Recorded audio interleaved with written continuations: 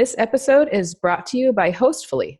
Using Hostfully, you can create a free digital guidebook for your listing so that you can save time creating a professional experience for every guest that comes and visits your spot.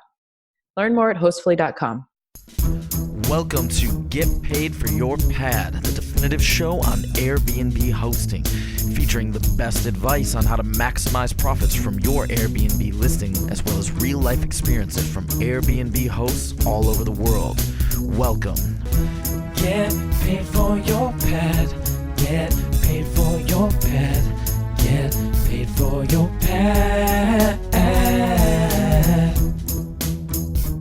Welcome, everybody. Today I have a very cool guest on the show, and I practiced pronouncing his name, and I hope I do it correctly. Azubuike Dike, founder of EA Lodging, a short-term rental property management company out of Houston.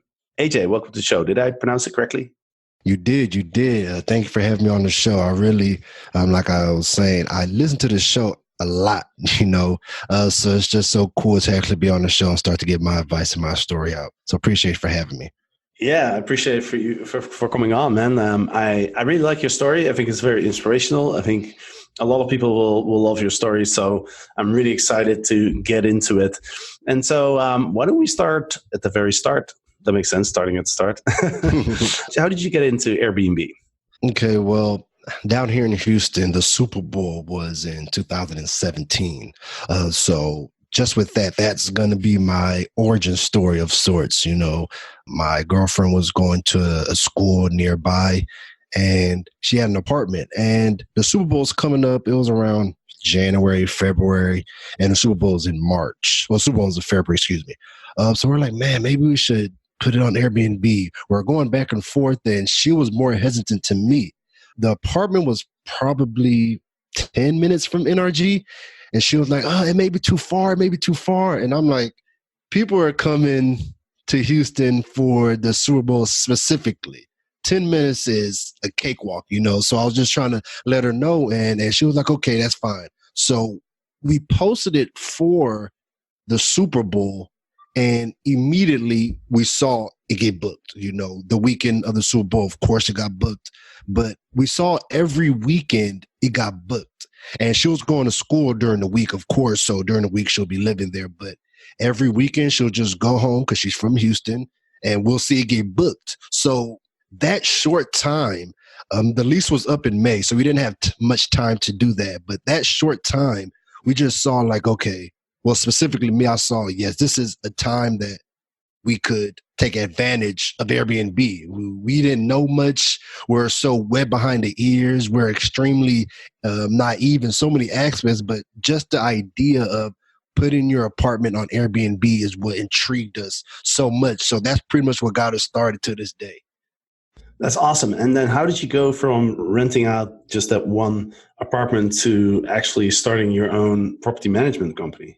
Well, after we did that apartment on Airbnb for, like I said, maybe 2 months, because the lease was coming to an end, we really sat and was like, okay, let's really think about the next move as far as Airbnb goes strategically.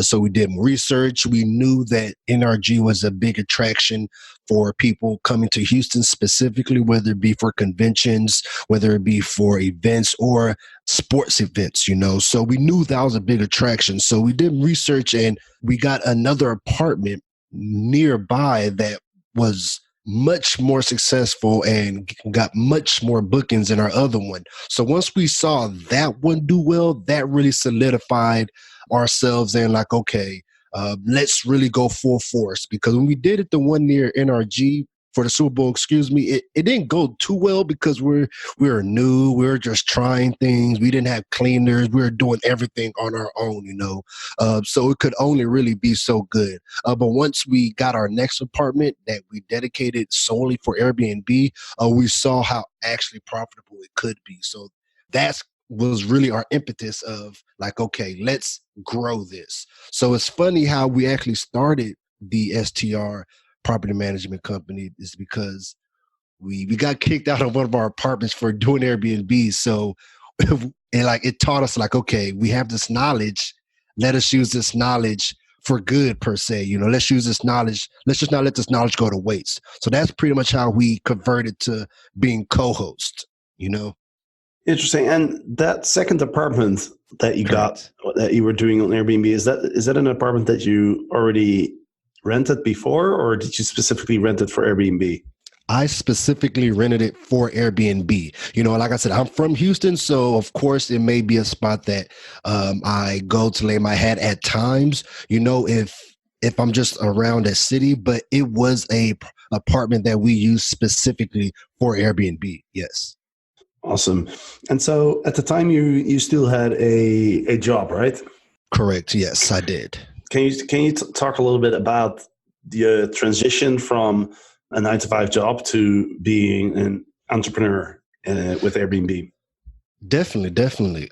For starters, it's a whole different world. I graduated from college. I went to University of Texas San Antonio with a biology degree, specialization in microbiology. And I got out of college and I started working as a microbiologist for the city of Houston. Just your basic 8 to 5, nothing special. But I was okay. It was a solid salary, a good living. It wasn't anything that I just extremely needed. It was a good job, just to say the least.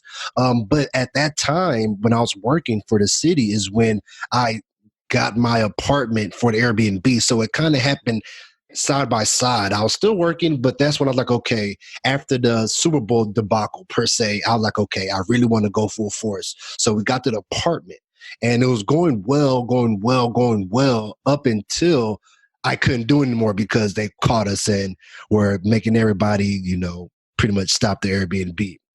But yeah, I was working while that was happening. So I saw firsthand, because at the time I was, like I said, I was working. I saw firsthand me working, and I'll wake up at 7:30, go to my job and come back at 5. I saw that life. And also I saw how quickly, I should say, I could get $500 from a booking or $350 for a booking, and it'd be almost equivalent to a 40-hour week.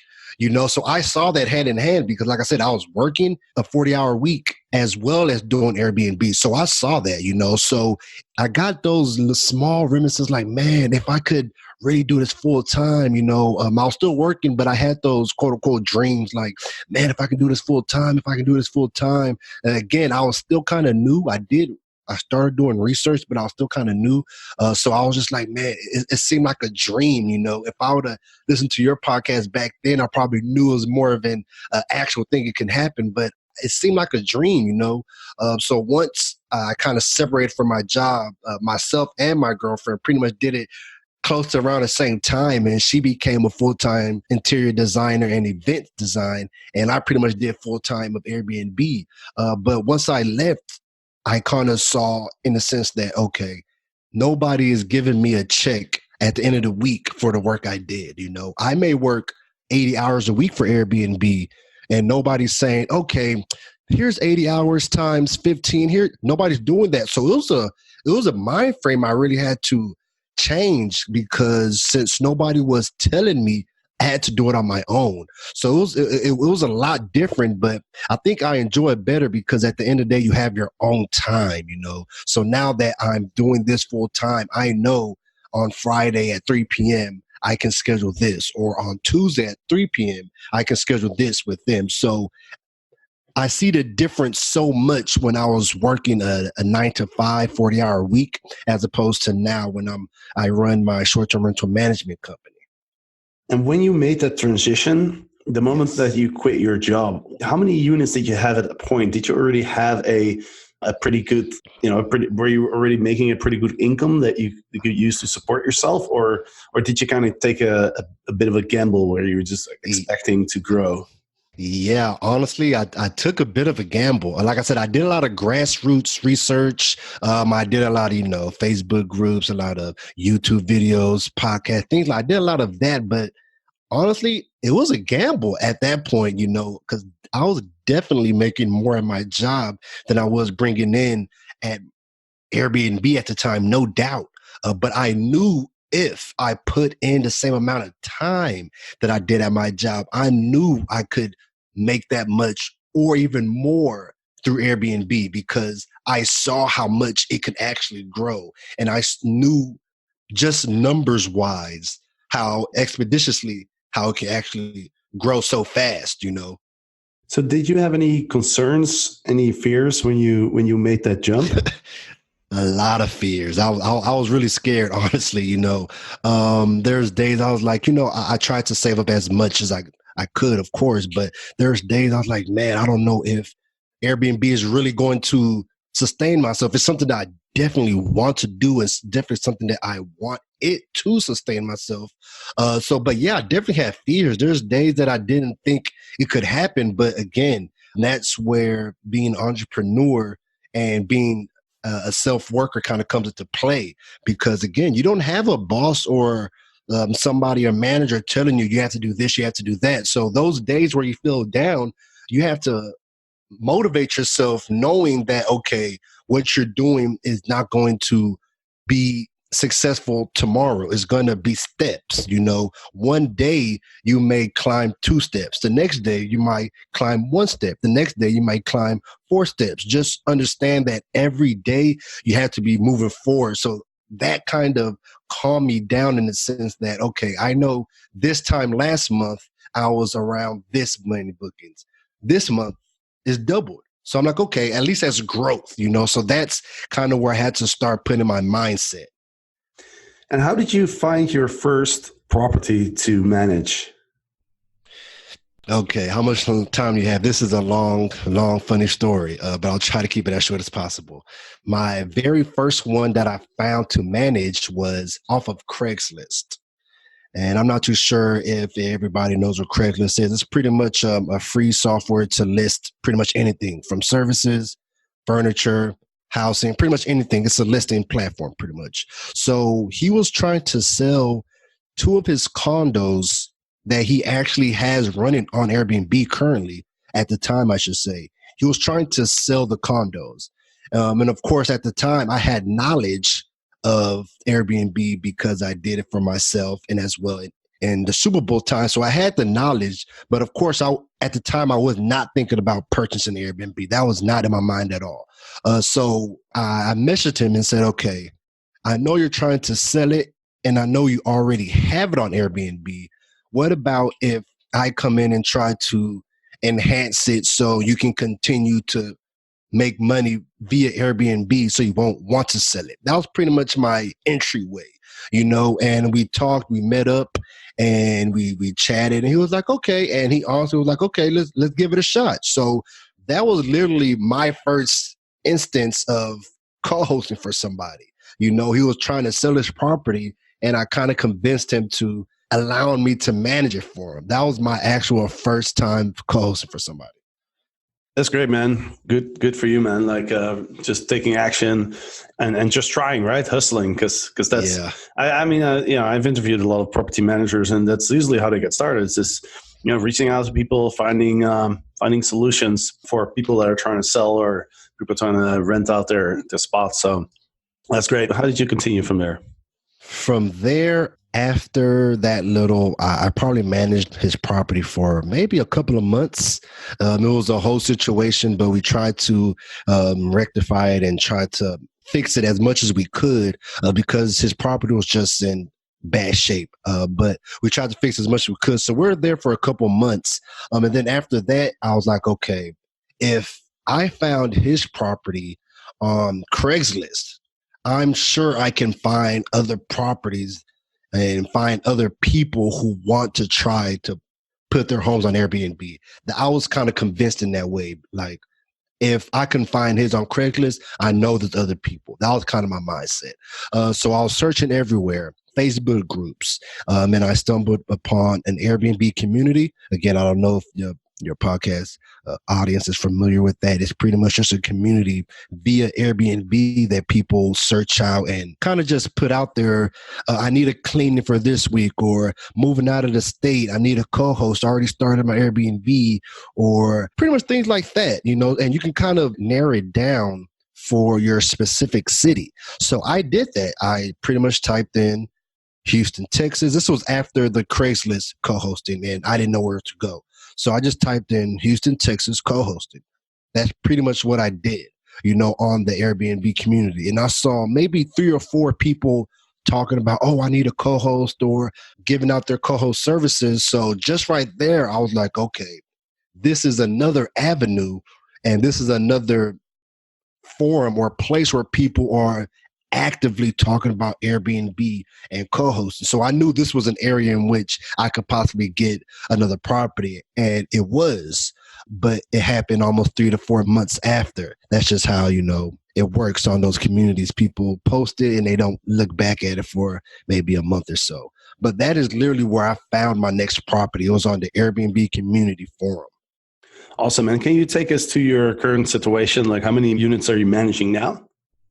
Yes. As we speak, I am managing 9 different properties. One new property is actually going to start setting up October 1st.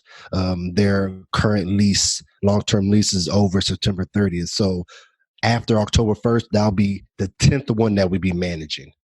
That's awesome. And are you, with those 10 properties, are you able to support yourself fully? Yes, with those properties, I'm able to, support myself and everything that I need to do. I'm not living an extremely extravagant lifestyle, but I'm able to, get food on my in my stomach and have the clothes on my back and a roof over my head and pretty much sustain myself comfortably. I'm able to do that. Yes. That's awesome, man. Congratulations. That's a big achievement. Yeah, it comes with a lot of days in which that you had to do things to make sure you could do that, because it, again, like I said, it definitely did not start that way. It started off for me trying to do all types of things to make sure that I could sustain myself at the time, because again, I did take that leap of faith, but sometimes you just have to bet on yourself 100% in order to succeed. Absolutely. You are also offering some services to other hosts, right? On your website, which, by the way, is ealodging.com. So people want to check it out, ealodging.com. Tell us a little bit about those services and why you added those. Okay. Like I said before, I'm in the Houston area, Houston, Texas area, the South region of America, and we specifically, August is a pretty slow month, So again, I was fortunate since I did have multiple properties, but it being a slow month opened my eyes to certain things. Opened my eyes to, okay, what if all my properties have slow months? What if some of my properties don't do well at all and some do? What if all of my properties, I started having those thoughts. So again, I just thought the same way before when I quit my job and I was in that position. I was having those thoughts. So I was like, okay, what can I do to kind of circumvent that? So my idea was adding services, as well as my girlfriend, it was her idea, honestly, but to add services to our website, because we do full service property management, and we also start listings from beginning to end. And that includes listing photography, listing descriptions, titles, setup, and things like that. So we've become accustomed and pretty much can do this in our sleep, setting up a new property. So we thought, okay, it's a down month for our bookings. Let's see if there's another way that we can still maximize our profits. And we saw that was a good way that we could do that, because I was always getting people asking, what can I do to get more bookings, or can you help me with my listing description or things like that. I've always had people ask me that. So I was like, okay, let me actually make it a service so people can purchase it. Because it just made sense, honestly, because I'm doing it already for the properties that I am hosting and co-hosting. So I just thought it made sense, especially in the time it was downtime in August. So it just made perfect sense to me. So that's when I actually started the actual services on my website. If you're a vacation rental host and you're managing multiple properties, you probably have a ton of messages flying back and forth for inquiries, coordinating bookings, and even during the stay. And that can be a real headache to manage. With Hostfully's property management software, geared towards hosts with 10 properties and up, you can use a unified inbox to simplify communications and make sure that you're working across all your channels, including Airbnb. Please take a minute to learn more about this by checking out hostfully.com. My next question is, imagine you're sitting in a bar and with a friend, and your friend tells you, listen, AJ, like, I think it's really cool what you're doing. I'm not really having much, I'm not really getting much fulfillment from my current job. I want to make this transition too. What would your advice be? My advice will be, for starters, you really have to understand how much you will need to survive. Again, I'm no financial advisor. That's not my job. But you really have to understand how much you need to survive. That's really where it starts, because if you understand that number, then you know exactly how much you're going to need to make per month, per week, per year, whatever it may be. You'll know how much you'll need. For example, let's say you only need $3,500, $4,000 a month to sustain yourself, whether it be your car, your house, your whatever it may be, just understand that number. So for instance, this is the idea how I'll say, like, okay, if you want to go my route and kind of quit your job or move over from your job and kind of transition, know your number. So if you co-host a certain amount, or if you host a certain amount and you have a certain number of properties, and then once you start to multiply those things, you start to see exactly how much you may be coming in per month for those things. Let's say I have 15, 20 properties, all earning $3,000. If I'm getting 10% or 20% of each of those properties, those numbers start to add up. And then you start to see, oh, from my co-hosting, I'm getting $3,500 a month. I'm getting $4,200 a month, so that's where I'll start and tell them, really understand how much you need to survive, or to live or to be comfortable, whatever that number is. Once you understand that number, you can kind of move around to kind of get that, if that makes sense. That's pretty much where I'll start to tell them. Yeah, I think that's great advice. It's always good to have a goal in mind, whatever you're doing. In terms of practical advice, like, that person would ask you, like, okay, where should I start? What's my next move? What would you say? Okay. Practical advice, if your next move into doing something like I'm doing to move away from your job, practical advice is follow somebody or start learning from somebody who's doing exactly that you want to do.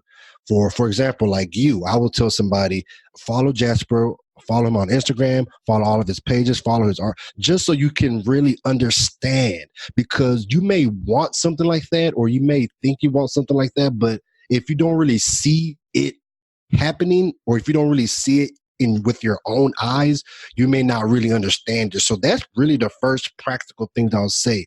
Start messaging people, start writing people, start telling people, because your thoughts really do become your thing. So if that's something that you do want to do, start to say it, So again, practical advice, if you want to start being Airbnb co-host, what you would do, okay, try to find somebody around you that has an extra home or an extra property or an extra room. It doesn't have to start so grand. You can just do it that way. And then try to start co-hosting that way to get the knowledge. And then once you start getting the knowledge, you start co-hosting for your friends and things like that. You can start going out to people you don't know and say, okay, I know you have this property. Let me convince you. So there's ways that you can practically get started, But for starters, I would say really understand the lane you want to be in and kind of mirror it and kind of follow as many people in that lane as possible, so you can kind of get an understanding of exactly what that is, so you can move forward. So like I said, if it was for me, for Airbnb specifically, learn information about Airbnb, take classics, call consultations, get the actual information so you can be equipped to be a co-host. Because people may say, oh, I want to be a co-host, I want to be a host, and not actually do the research. They may not do no market research in the area to know it may be better to get a 3-bedroom than a 2-bedroom, or a 1-bedroom than a 2-bedroom. They're not doing the research. They're not actually learning in that way. So that's where I would tell them to start. Actually start learning, actually start doing some practical situations so you can know what is going on in the field in which you want to get into. That's awesome advice, man. Thanks for sharing that. Can you touch on the management of your company? And what I mean by that is, like, what are the things that you do yourself? Do you have a team? Do you use technology? Like, how do you manage it? Well, there's a lot of automation for the managing side of my company. Excuse me. As far as guest communication, we use your porter, and that pretty much communicates with the guests. If there's an inquiry, a new booking, whether it may be, that way that's automated. Also, they have a link in which that we send to our cleaner. So every day the link is updated, so she knows exactly where to clean. So we don't have to tell her that as well. That's automated. I use Price Labs, and that's for my pricing. It's a dynamic pricing tool, so essentially it just changes your pricing in which it needs to be. For example, there's a Houston, Texas game going on as we speak, and a couple of my properties are booked because of that. And Price Labs essentially increases the prices because of the demand of people coming to the game. So I use that, and that's automated. And pretty much everything that I do, because I do run it, and I'm still, a lot of the grassroots does come through me. I still go on the properties and check on it. That's pretty much what I do. I may talk to homeowners, property owners a couple of times a week, but essentially that's what I do. I just make sure the cleaner is doing all the things it needs to do. I don't check on them every day. I don't really come right behind them to make sure they're cleaning well. But the times that I do come to the property is when I make sure they're doing everything good. But that's pretty much essentially all that I do at this point. I do a lot of making sure the property is okay. Awesome, man. Do you have anything else you wanted to share? Any funny stories or interesting experiences or? Interesting experiences or funny story? Well, it's kind of a funny story, from the experience of when I was co-hosting for the property I found on Craigslist. So the property was a hostel of sorts. So it was close to 8 to 10 people in a room. A lot of bunk beds, and like I said, once we got in, we really wanted to make it up to par to what we deem to look good. For example, having all white sheets, all white pillowcases, all white towels, small things like that. Those are the things that we were trying to implement there. And the funny thing, my girlfriend was like, what if we're changing these things and somebody complains about the new sheets, new towels? I literally laughed, and I was like, who would complain about having new towels and new sheets, So again, we're in the process of updating everything. And then lo and behold, somebody came and was like, where's the older towels? Where's the brown? And me and my girlfriend was like, really? We gave you fresh towels, fresh sheets and everything. And like, they wanted the old towels back. So it was just a weird situation, it was really weird, really peculiar. So we kind of just left that situation. But that was kind of funny and weird at the same time, because she literally said, who would complain about new sheets and new towels? And lo and behold, somebody complained. Oh man, that's funny. Cool, man. Thank you so much for coming on the show and sharing your story. I'm sure a lot of people will be inspired by it. No problem. Thank you so much for actually having me on the show to tell my story too. I really appreciate you for giving me an opportunity to be on your show. Absolutely. And for those who are listening, and if you are actually interested, you're listening to the AJ story and you're thinking, you know what, like I might want to do the same thing. Me and Eric are actually working on a program where we're planning to help 100 people achieve what AJ achieved. And we're doing a couple masterclasses. Today's the first one, October 3rd at 3 p.m. PST. Those free masterclasses are free to attend. And during those masterclasses, we'll not only share kind of what we learned through our own journeys, but also working with the STR legends, the big operators that we had together in Puerto Rico in June. We'll kind of be sharing a lot of stuff that we learned about the industry and what the best strategies are to be successful. But we'll also be announcing how you can be part of our program.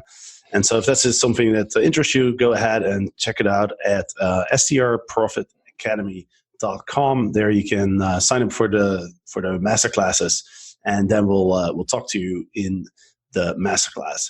So thanks, AJ. It was awesome talking to you. Congratulations with your achievements, and let's stay in touch. I'd love to hear in the future how you're doing. Likewise.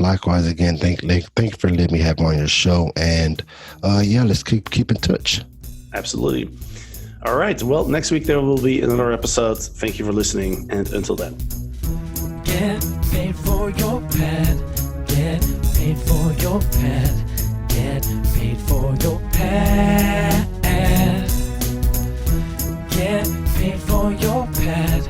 Get paid for your pad. Get paid for your pad.